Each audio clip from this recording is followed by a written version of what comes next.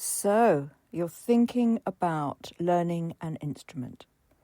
And there's so many to choose from. Just so many. The orchestra is just brimming with gorgeous, beautiful instruments that all have an exquisite personality.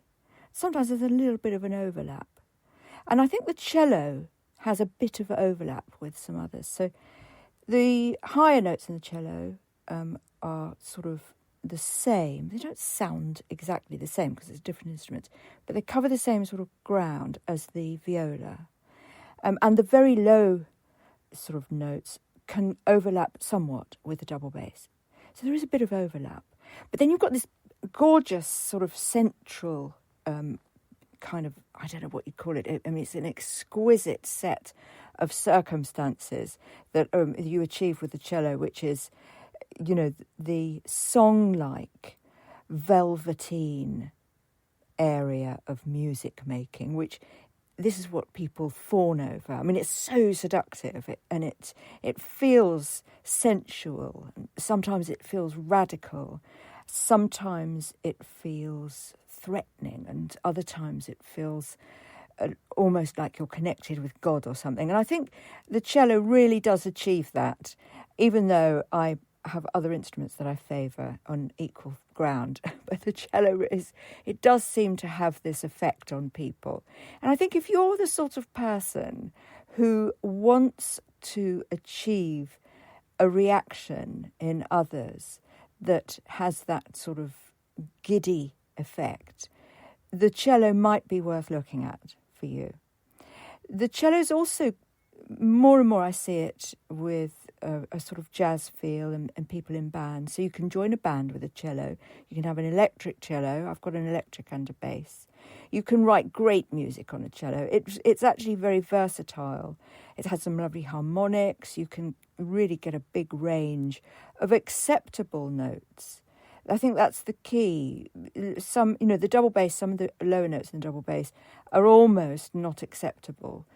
And the same with the piano. These grumbling notes. I mean, perhaps they have use. Well, of course they have use I use them all the time as film scores and things like that. But you know, as melodic performances, they're kind of a bit out of reach, I think. And human beings don't register those notes very well.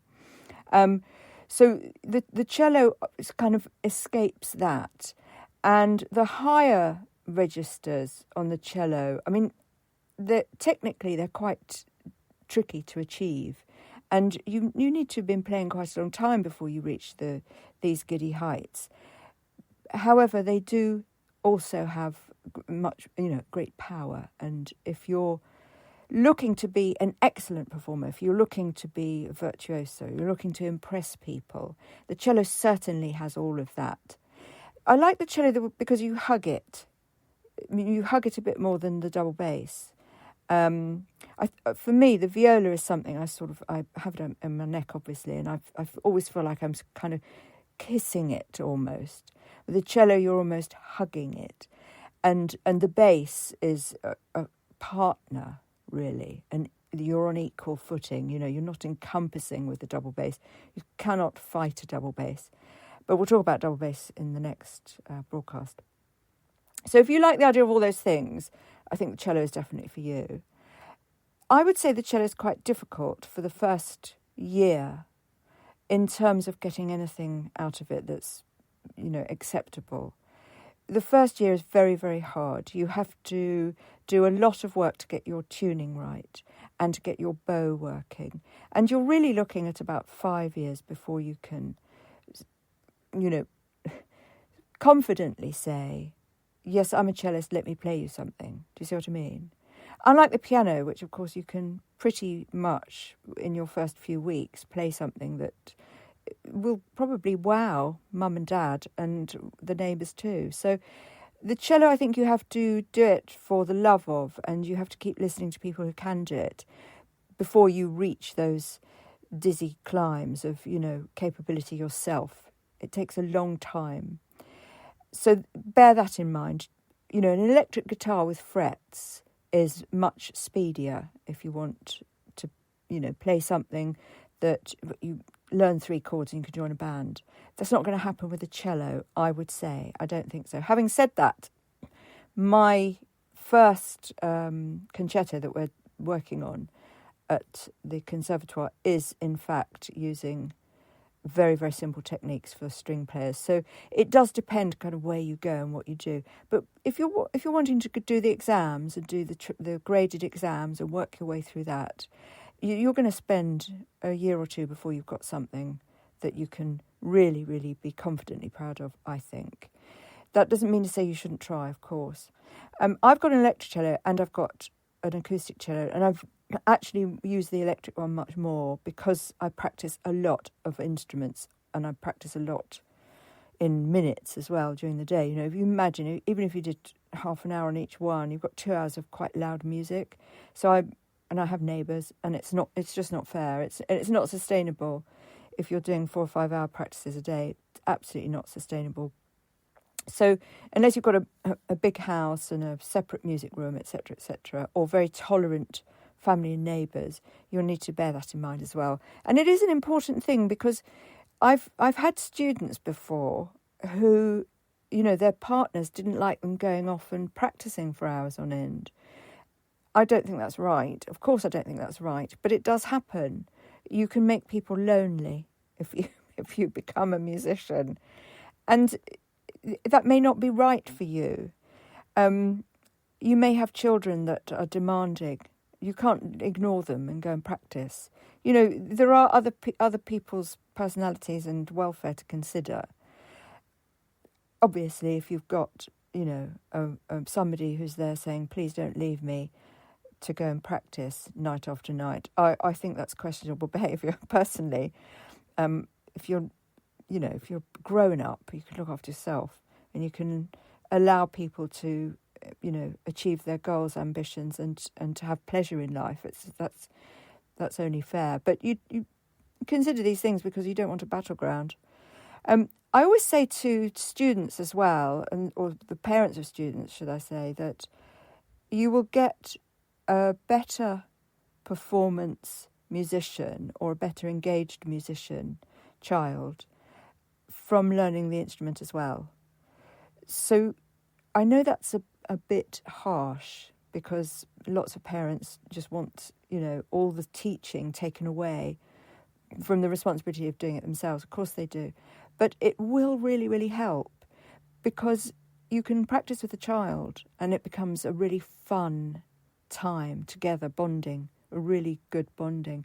Now, I teach Suzuki, and Suzuki also promotes that, the parent being involved in the lessons and the performing, not necessarily playing, but being there, talking about, understanding. You can teach without being able to play to a degree. You can really do that if you go to the lessons yourself. And I think for young children, that's probably the route to absolute success. I'm not saying you won't get much if you don't do that. I mean, you've got fantastic teachers and you go to the best schools, and obviously it's really a different story. But you will find that where parents are involved in practices and tuition, the results are much, much quicker, much, much more rewarding for everybody. And it becomes less of a chore, the practice, because persuading children to practice and, well, persuading yourself to practice with self-discipline, you know, that's as hard as trying to get a child to practice. They both have their own limitations. So thinking about that as well. With an electric cello, you can put the headphones in and it barely sounds at all. It sounds even better than the electric viola with headphones on, because the viola is quite high pitched and you can still hear it quite loudly from another room, but the cello you can't hear quite so much because you're playing lower notes. So that's quite useful to have for practice. I mean, a child starting is going to practice about 5 minutes a day and then move up to 15 minutes a day in 6 months or something, and then, you know, maybe after a year thinking about half an hour a day, and then after that, you know, rising, by which time they're sounding better anyway. So it's no longer sounding like a horrific recorder lesson. Do you see what I mean? So that's all doable. It's all very doable. But it's when you're practicing a lot.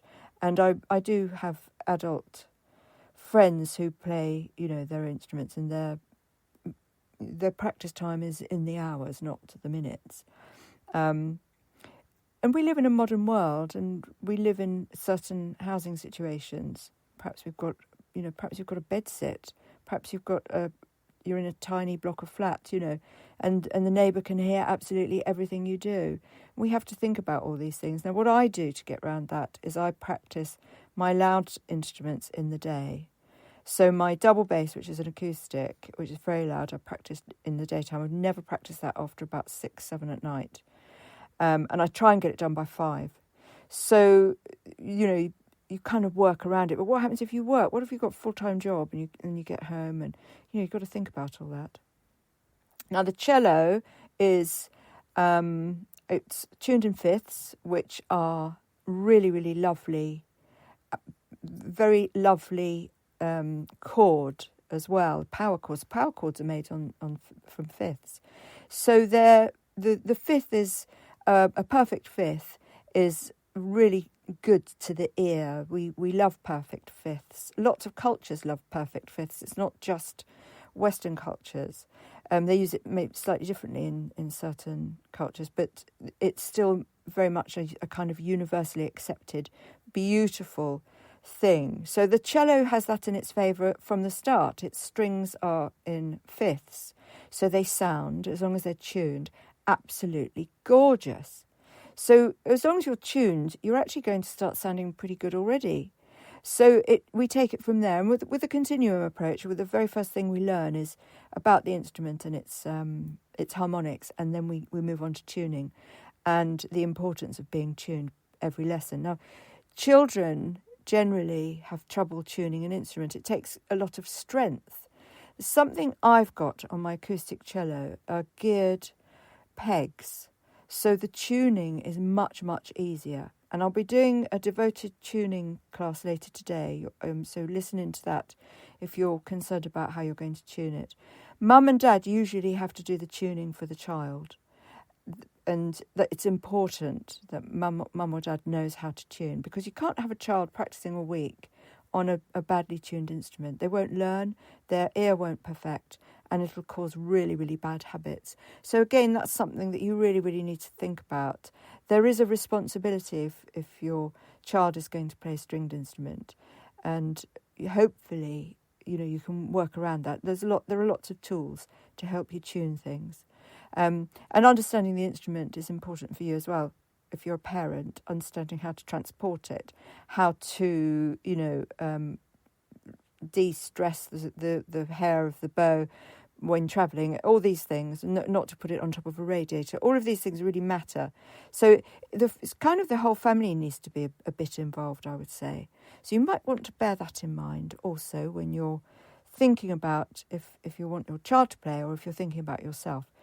Adults are much more self-disciplined, and they can pick up things very, very quickly as well. But they come with their inherent biases and their inherent problems, which may or may not be harder to overcome than that of a child.